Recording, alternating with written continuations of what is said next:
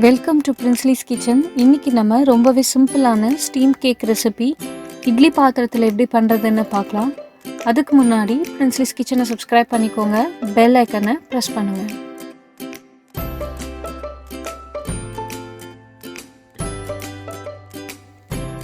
ஒரு பவுலில் 3 எக் எடுத்துக்கலாம்.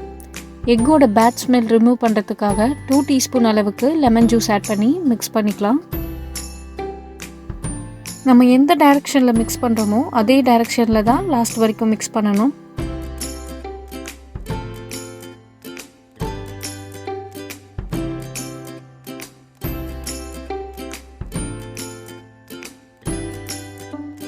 கால் கப் அளவுக்கு சுகர் ஆட் பண்ணி அதையும் நல்லா பீட் பண்ணி எடுத்துக்கலாம்.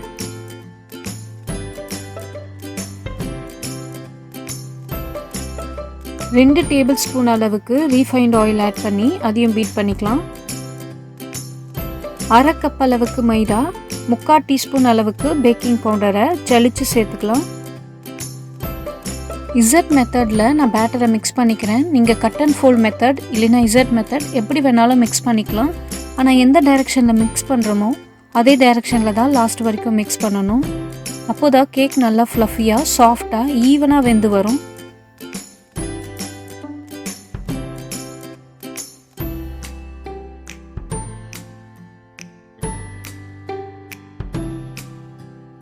இப்போ நம்ம பேட்டரை காஃபி மக்கில் ஆயில் வச்சு க்ரீஸ் பண்ணிவிட்டு ஆட் பண்ணிக்கலாம். பேட்டரை கப்போட எண்டு வரைக்கும் ஊற்றிடக்கூடாது, கொஞ்சம் கேப் விட்டு ஊற்றிக்கலாம். அப்போ தான் கேக் ரைஸ் ஆகி வரும்போது கரெக்டாக இருக்கும்.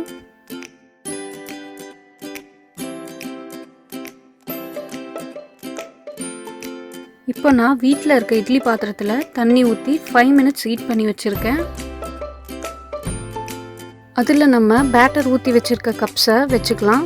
இந்த கேக் 10 to 15 மினிட்ஸில் வெந்துடும்.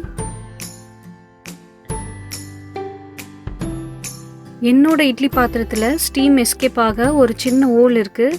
அப்படி இல்லாதவங்க இந்த மாதிரி ஃபோர்க் வச்சு லிஃப்ட் பண்ணி வச்சுருங்க, அப்போ ஸ்டீம் எஸ்கேப் ஆகிடும். ஸ்டீம் வெளியே போகலைன்னா தண்ணி கேக் மேலே ஊற்றிடும். இப்போது 15 மினிட்ஸ் ஆகிடுச்சு. ஓப்பன் பண்ணி பார்க்கலாம்.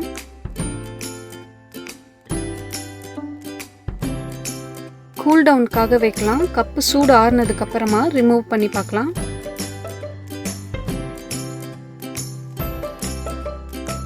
சைட்ஸ் எல்லாம் ஒட்டாமல் நல்லா வந்திருக்கு. ரொம்ப சாஃப்டாகவும் இருக்குது. கண்டிப்பாக இந்த ஈஸி அண்ட் டேஸ்டியான இந்த ஸ்டீம் கேக் ரெசிப்பியை நீங்கள் உங்கள் வீட்டில் ட்ரை பண்ணி பார்த்துட்டு எப்படி இருந்ததுன்னு பிரின்ஸ்லிஸ் கிச்சனில் கமெண்ட் பண்ணுங்கள். தேங்க்ஸ் ஃபார் வாட்சிங் பிரின்ஸ்லிஸ் கிச்சன்.